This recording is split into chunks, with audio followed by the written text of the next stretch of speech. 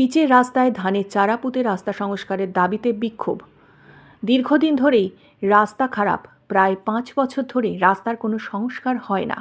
রাস্তা সংস্কারের দাবিতে পথে নেমে বিক্ষোভ দেখালো এলাকার মানুষরা। ঘটনাটি বসিরহাট 2 নম্বর ব্লকের অন্তর্গত রাজেন্দ্রপুর পঞ্চায়েতের দক্ষিণ দেবীপুর এলাকার। প্রায় 7 থেকে 8 কিলোমিটার রাস্তার বেহাল দশা। বর্ষা আসলেই সমস্যার সম্মুখীন হতে হয় এলাকার মানুষদের। তাদের অভিযোগ, কয়েকবার বলা সত্ত্বেও কোনো কাজ হয়নি। রাস্তাটি রাজেন্দ্রপুর থেকে বসিরহাট যাওয়ার জন্য অত্যন্ত গুরুত্বপূর্ণ। এই রাস্তা দিয়েই সব সময় রোগী থেকে শুরু করে বিভিন্ন পথ চলতি মানুষের যাতায়াত। এলাকার সবথেকে গুরুত্বপূর্ণ রাস্তাও এটি।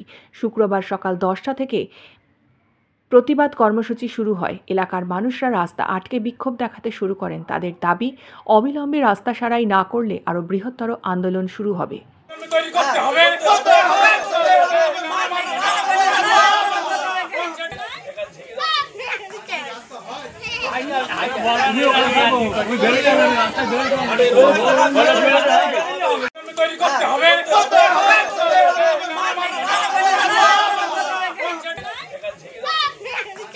থেকে কিছুদিন আগে আমার একটা চাচিমাও মারা গিয়েছে, এই স্ট্রোক হয়েছে। তাকে নিয়ে যেতে যেতে আমরা এই রাস্তায় একটা গাড়ি পাচ্ছি না, এই রাস্তায় কেউ আসছে না।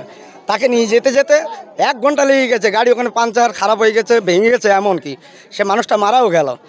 এরপরেও আমাদের এখানে ক্যান্সার পেশেন্ট আছে, তাকেও যে হসপিটালে নিয়ে যাবে তাকেও নিয়ে যাওয়া যাচ্ছে না। ডেলিভারি তো পেশেন্ট আছে। আর এখানকার রাস্তা অবরোধ করে বিক্ষোভ দেখাচ্ছি একটাই কারণ হচ্ছে এটা রাজেন্দ্রপুর অঞ্চল, বসিরহাট উত্তর বিধানসভা। আমাদের এখান থেকে টোটালে 12 কিলোমিটার রাস্তা।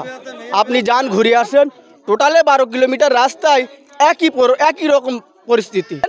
একটা ডেলিভারি রুগী যাচ্ছে, যাতে রাস্তায় তার প্রসাব হয়ে গেছে। কিসের জন্য? এই রাস্তা খারাপের জন্য। এই রাস্তা আমাদের চলা যাচ্ছে না। এই কাদামানি আমাদের বাচ্চারা রাস্তাঘাটে স্কুলেও সেখানেও আমরা যেতে পারছি না।